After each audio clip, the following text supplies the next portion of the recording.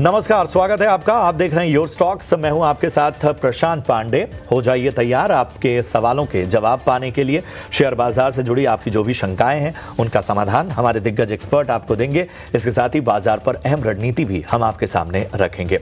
लेकिन your stock आपका show है और इस शो में आप अपने सवाल हम तक कैसे पहुंचा सकते हैं, जरा इस पर एक आपको तौर तरीके बता देते हैं। तो स्क्रीन के एक हिस्से में आपको वो जरिया हम बता रहे हैं जिसके जरिए आप अपने सवाल हम तक पहुंचा सकते हैं। आप देखिए एक नंबर फ्लैश हो रहा है। इस नंबर पर व्हाट्सएप करके, कॉल करके, मैसेज करके, जो भी तरीका आपको रास आता हो आप हमें सवाल भेज सकते हैं। यही नहीं, यूट्यूब पर कमेंट करके भी आप सवाल पूछ सकते हैं, सोशल मीडिया पर भी पूछ सकते हैं। तो ये वो तौर तरीके हैं जहां से आप हमसे सीधा जुड़ सकते हैं और हम आपके सवालों को शामिल करेंगे। याद रखिए, जब भी अपना सवाल आप पूछिए तो सबसे पहले अपना और अपने शहर का नाम, उसके बाद किस स्टॉक पे आपका सवाल है, कितनी संख्या में आपने ये स्टॉक लिया हुआ है, नजरिया जरूर बताइए, लॉन्ग टर्म या शॉर्ट टर्म।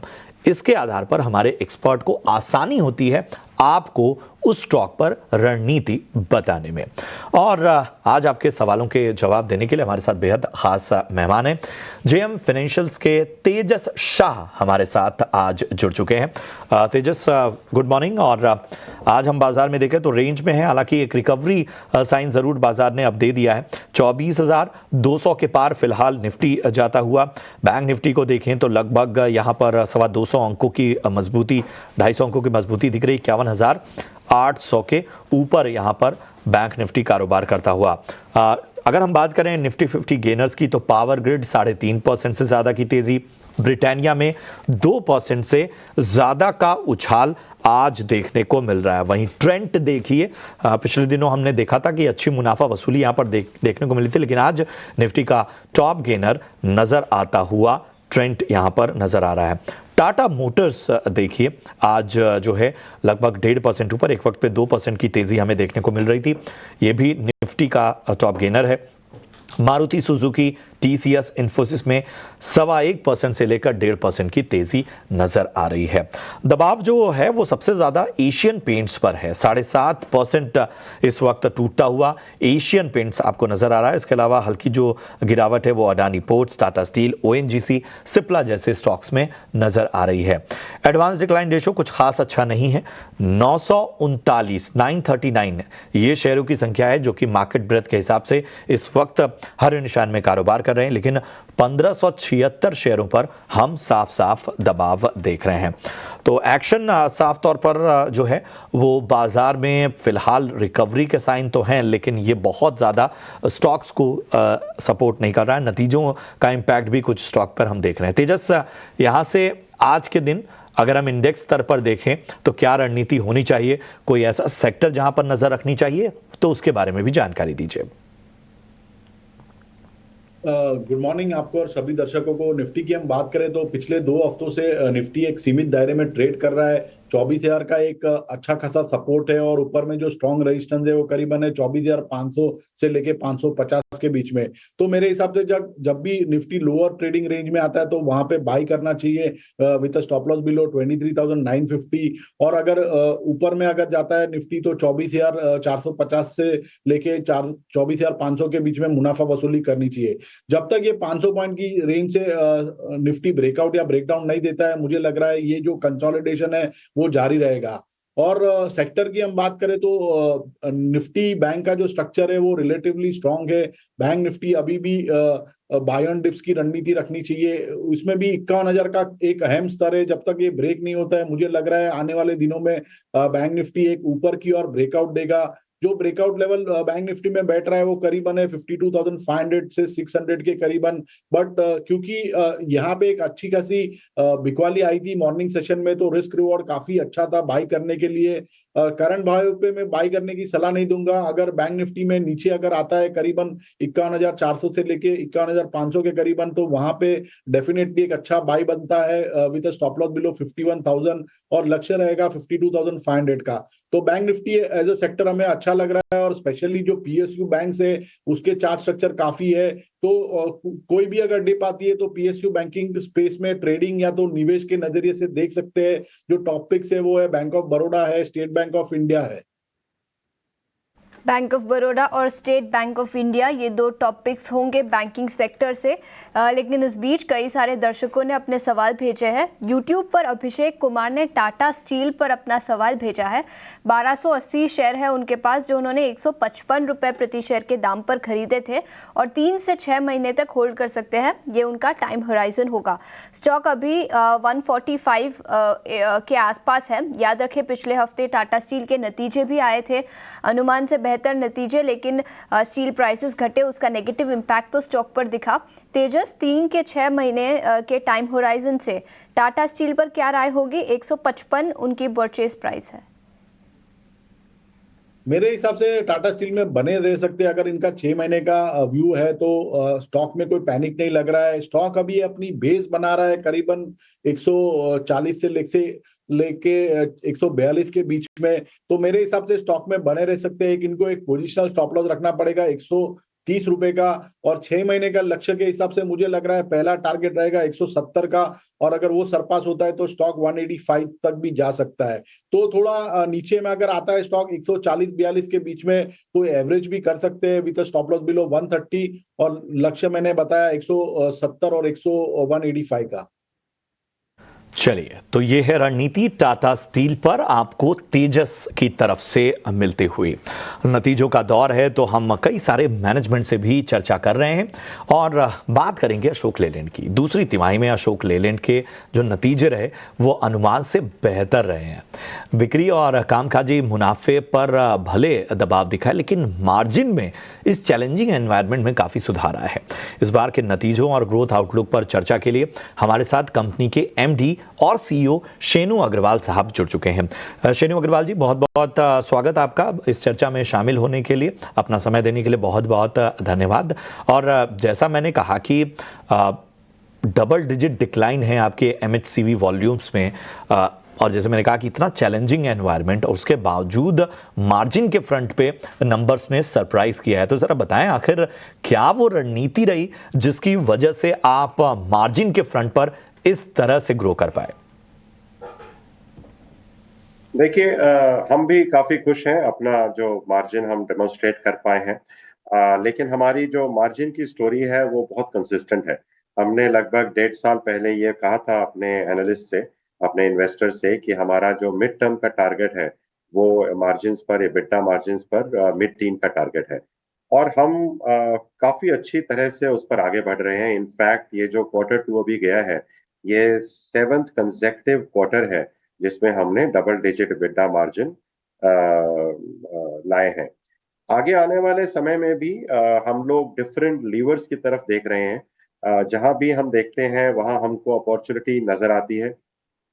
जहां तक प्रोडक्ट्स का सवाल है, हमारी इंटेंशन बिल्कुल साफ है कि हम अपने प्रोडक्ट्स में ज्यादा से ज्यादा प्रीमियम लाना चाहते हैं, ज्यादा से ज्यादा वैल्यू लाना चाहते हैं, ज्यादा से ज्यादा फीचर्स लाना चाहते हैं, ज्यादा से ज्यादा रिलायबिलिटी लाना चाहते हैं, ताकि हम अपने प्रोडक्ट्स पर ज्यादा से ज्यादा कीमत मार्केट में अपनी स्ट्रेंथ डेमोन्स्ट्रेट करके ला सके। दूसरा, जहां तक कॉस्ट का सवाल है, कंपनी का बहुत बड़ा फोकस रहा है लास्ट 2 से 2.5 साल में, और आगे आने वाले समय में भी हमें लगता है कि कॉस्ट के ऊपर बहुत सारी अपॉर्चुनिटीज हैं जो अभी अनटैप्ड हैं। चाहे वो प्रोडक्ट रिलेटेड कॉस्ट हो, चाहे वो ऑपरेटिंग कॉस्ट हो, चाहे और तरह के ओवरहेड्स हो। सो हम बहुत ही स्ट्रक्चर्ड तरीके से कॉस्ट के इश्यूज को एड्रेस कर रहे हैं। और लास्टली मैं ये भी बोलूंगा कि एमएचसीवी के अलावा जो बिजनेस हैं उनको हम काफी अच्छे स्पीड से ग्रो करने में सक्षम रहे हैं। चाहे वो हमारा डिफेंस बिजनेस हो, चाहे वो हमारा आफ्टर मार्केट बिजनेस हो, चाहे वो हमारा इंटरनेशनल ऑपरेशंस का बिजनेस हो, सभी बिजनेसेस में हम बहुत अच्छी ग्रोथ डेमोन्स्ट्रेट कर पाए हैं। लास्ट ईयर भी हमने पावर सॉल्यूशंस और डिफेंस में और आफ्टर मार्केट में रिकॉर्ड बनाया था। इस साल भी मुझे लगता है कि हम एक रिकॉर्ड प्रदर्शन करेंगे इन सभी बिजनेसेस में। खास तौर से इंटरनेशनल ऑपरेशंस में, हालांकि कुछ जियोपॉलिटिकल कंडीशंस इतनी फेवर में नहीं है, स्पेशली सार्क एरिया में, लेकिन जो हमारी जीसीसी की मार्केट है, जो अफ्रीका की मार्केट है, जो हमने शुरुआत की है साउथ ईस्ट एशिया में, वो सब मार्केट्स में हमारे प्रोडक्ट्स को बहुत अच्छा एक्सेप्टेंस मिल रहा है। तो इस साल हमें लगता है कि इंटरनेशनली भी हम लोग एक रिकॉर्ड ईयर साबित कर पाएंगे। इंटरनेशनल एक्सपेंशन पर कंपनी का फोकस रहेगा। लेकिन मिस्टर अग्रवाल, मैं आपसे पूछना चाहूँगी, medium and heavy commercial vehicle volumes की हमने बात की, वहाँ पर कंसिस्टेंट डिक्लाइन दिखा है पिछले 3 से 4 महीनों में। हाँ, बारिश का मौसम था तो उसका थोड़ा सा इम्पैक्ट दिखा, लेकिन अक्टूबर के महीने में भी एमएचसीवी वॉल्यूम्स में डिक्लाइन दिखा। क्या आप हमें बता सकते हैं इसके पीछे की वजह क्या थी, और medium and heavy commercial vehicle segment पर आपका नज़रिया क्या रहेगा second half of the year के लिए? देखिए, Q2 में मैं मानता हूं कि लगभग 12% एमएचसीवी इंडस्ट्री डीग्रो हुई है, लेकिन हमें यह भी ध्यान रखना चाहिए कि Q1 में डिस्पाइट जो जनरल इलेक्शंस की वजह से जो भी मार्केट में होता है, उसके डिस्पाइट इंडस्ट्री 10% बढ़ी थी, राइट। हमें यह भी लगता है कि जो Q2 में 12% का ड्रॉप हुआ है वो एक तरह का टेम्परेरी ड्रॉप है, और जो फैक्टर्स हैं उसके पीछे वो भी टेम्परेरी हैं, जैसे कि ज्यादा मात्रा में बारिश का होना भारत के कुछ भागों में, जिसने काफी डायरेक्टली इम्पैक्ट किया कंस्ट्रक्शन एक्टिविटी को, इंफ्रास्ट्रक्चर एक्टिविटी को। नई सरकार बनने के बाद थोड़ा जो गवर्नमेंट का कैपेक्स है उसमें थोड़ा देरी से टेक ऑफ होना, उसका अंजाम पूरा नहीं दिखना Q2 में। तो हमें ऐसा लगता है कि ऐसे कुछ फैक्टर्स हैं जो कि टेम्परेरी है। फंडामेंटली अगर हम मार्केट को देखते हैं तो फंडामेंटली हमें लगता है कि भारत की इकोनॉमी और कोर सेक्टर्स और जो फ्रेट का डिमांड है फंडामेंटली उसमें बहुत पोटेंशियल है, और इसीलिए हम बहुत ऑप्टिमिस्टिक हैं कि जो H2 होगा, जो आने वाले 6 महीने होंगे मार्च तक के, उसके अंदर इंडस्ट्री एक अच्छा प्रदर्शन करेगी। बिल्कुल श्रेनु अग्रवाल साहब, और जाहिर सी बात है कि कारोबार को लेकर एक तरह का ऑप्टिमिज्म बहुत आवश्यक भी है, इन सारी बातों को देखें, लेकिन थोड़ा क्रिटिकल होकर ईवी इंडस्ट्री की ग्रोथ को देखना होगा। सेक्टर का जो कंट्रीब्यूशन है वो बड़ा ही लिमिटेड है, जबकि 4-5 साल जो हैं वो इस एवोल्यूशन में हम देख चुके हैं। इन सब के बीच में एज अ ऑब्जर्वर आपका नज़रिया क्या कहता है? क्या वो चीज़ें हैं जो करने की आवश्यकता है ताकि थोड़ा सा इस क्षेत्र में या इस सेगमेंट में इंडस्ट्री की ग्रोथ में एक तरह की रफ्तार आ सके? और न सिर्फ सेक्टर की बात करें, और आपके अगर स्विचिंग की बात करें ख़ास तौर पे इसमें कंट्रीब्यूशन के लिहाज से, तो आप क्या देखते हैं, क्या काम करने की आवश्यकता होगी? देखिए, स्विच को लेकर एक्चुअली हम बहुत खुश हैं, और हमें मालूम है कि अभी और भी बहुत कुछ काम करना है स्विच में, लेकिन जो जर्नी जिस तरह की पैन आउट हो रही है स्पेशली इंडिया में, वो बहुत ऑप्टिमिस्टिक है। अभी हमारे पास स्विच में लगभग 2000 बसों की ऑर्डर बुक है, जो कि हम अगले 12 से 15 महीने में सप्लाई करेंगे। तो हमारी जो प्रोडक्शन है इस वक्त वो फुल स्पीड पर हमारी इलेक्ट्रिक बसेस की प्रोडक्शन जारी है। अभी अगले 2-3 महीने के बाद से हम इन बसेस की बिलिंग शुरू करेंगे। जैसे ही ये बिलिंग शुरू होगी, आप देखेंगे कि स्विच का टॉप लाइन एक बहुत तेजी से आगे बढ़ेगा। जहां तक स्विच की प्रॉफिटेबिलिटी की सवाल है, हमने इस स्विच कंपनी को बहुत टाइटली मैनेज किया है, और हमें काफी उम्मीद है कि या तो इस साल के अंदर तक या अगले साल के पहले या दूसरे क्वार्टर में ये स्विच इंडिया को हम EBITDA पॉजिटिव बना पाएंगे। और हमें ये भी उम्मीद है कि जितना अभी हम इन्वेस्टमेंट स्विच में कर रहे हैं, जो नए प्रोडक्ट्स हम बना रहे हैं बसेस में, लाइट कमर्शियल व्हीकल में, जब ये सारे प्रोडक्ट्स मार्केट में जाएंगे और इनसे जो प्रॉफिट या कैश जनरेट होगा, उससे स्विच लगभग अगले 2-2.5 साल के अंदर एक सेल्फ सफिशिएंट कंपनी बननी चाहिए। तो स्विच के लिए अभी काफी ऑप्टिमिज्म है अशोक लेलैंड में। नज़रिया काफ़ी पॉजिटिव स्विच को लेकर, लेकिन इसके अलावा मिस्टर अग्रवाल, डिफेंस सेगमेंट पर आपका नज़रिया लेना चाहूँगी। ग्रोथ पोटेंशियल कैसा है अभी, ऑर्डर बुक पोजीशन कैसी है, और अगले कुछ क्वार्टर्स के लिए एक्सपेक्टेशंस क्या रहेगी नए ऑर्डर विंस को लेकर? डिफेंस में बहुत अच्छी उम्मीदें हैं हमें। लास्ट ईयर आपको शायद ध्यान होगा कि हमने डिफेंस का बिजनेस मोर देन डबल किया था, और मेरे को बताते हुए खुशी है कि इस साल भी पहले 6 महीने में हमने डिफेंस का बिजनेस ऑलमोस्ट दोबारा डबल कर लिया है। डिफेंस की जो हमारी ऑर्डर पाइपलाइन है वो बहुत मजबूत है, ना केवल इस साल के लिए बल्कि अगले, मैं कहूंगा कि साल 2 साल के लिए भी बहुत अच्छी मजबूत डिफेंस की ऑर्डर पाइपलाइन है। पिछले कुछ सालों में हमने बहुत सारे नए प्रोडक्ट डिफेंस में डाले हैं, जिसकी वजह से हमको अभी इसका आउटलुक बहुत अच्छा दिखाई दे रहा है। डिफेंस को लेकर नजरिया काफी पॉजिटिव। मिस्टर अग्रवाल, शुक्रिया समय निकालकर ईटी नाउ स्वदेश के साथ जुड़ने के लिए। तो अशोक लेलैंड के मैनेजमेंट के साथ बातचीत, इस तिमाही के नतीजों पर तो हमने चर्चा की, लेकिन नजरिया क्या है स्विच को लेकर, एक्सपोर्ट डिमांड एनवायरनमेंट को लेकर, उस पर भी हमने चर्चा की और एक टेक्निकल राय भी ले लेते हैं इस पर। अशोक लेलैंड, क्या राय होगी तेजस स्टॉक पर? देखिए, थोड़ा चार्ट स्ट्रक्चर इंप्रूव हुआ है, लेकिन 230 से लेके 231 के बीच में स्टॉक में एक बड़ा स्ट्रॉन्ग रेजिस्टेंस है। अगर 231 का लेवल अगर सरपास करता है तो मुझे लग रहा है एक फ्रेश ब्रेकआउट आ सकता है स्टॉक में। तो जब भी 231 का लेवल पार होता है, इसमें एक लॉन्ग पोजीशन बना सकते हैं विद स्टॉप लॉस बिलो 218 और लक्ष्य रहेगा 245 से लेके 255 तक। 5 से 255 का लक्ष्य अशोक लेलैंड। आगे एक खास सेगमेंट आपके लिए लेकर आते हैं और ये है ऑप्शंस के चैंपियन।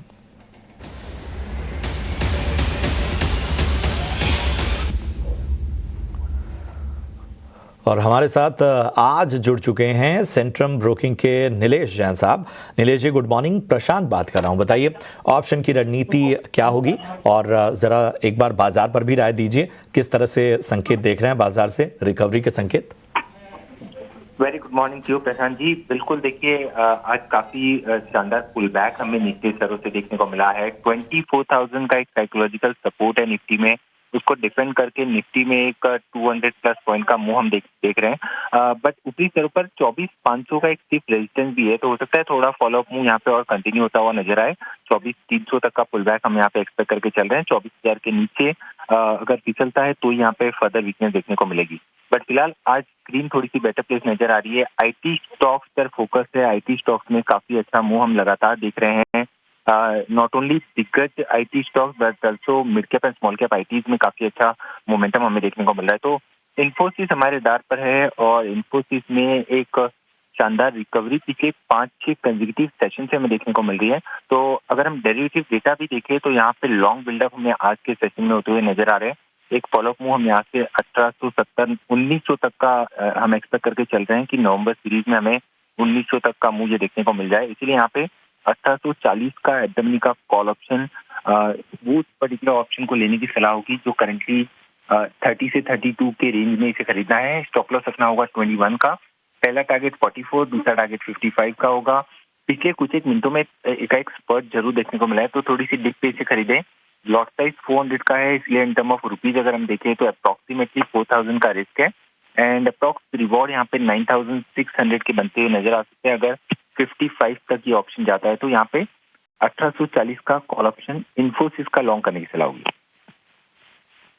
आपका इस अहम जानकारी के लिए। तो इन्फोसिस 1840 की कॉल आपको थोड़ा सा डिप में बाय करना है, 30 या 32 के प्रीमियम पर। लक्ष्य पहला 44, दूसरा 55 तक का, स्टॉप लॉस 21 रुपए का, अधिकतम मुनाफा 9,600 तक का और नुकसान 4,000 तक के नजर आ सकते हैं।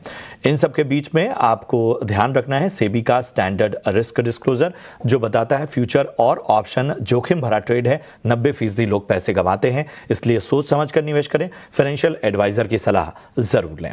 चलिए बढ़ते हैं आगे और फटाफट आपके सवालों को भी शामिल करते हैं। अशोक कुमार हमारे साथ इस वक्त जुड़े हुए हैं, अशोक कुमार मीणा साहब। अशोक जी कहां से बात कर रहे हैं? नमस्कार सर, बूंदी सिटी से बात कर रहा हूँ जी। बताएं किस स्टॉक पे आपका सवाल है? फेडरल बैंक पे है सर। 600 शेयर है मेरे पास, 192 रुपए की बाइंग है। चलिए, तो आगे नेक्स्ट टारगेट क्या रहेगा इसका, और मैं लॉन्ग टर्म के लिए होल्ड करना चाहता हूँ। ठीक है। तेजस बताएं।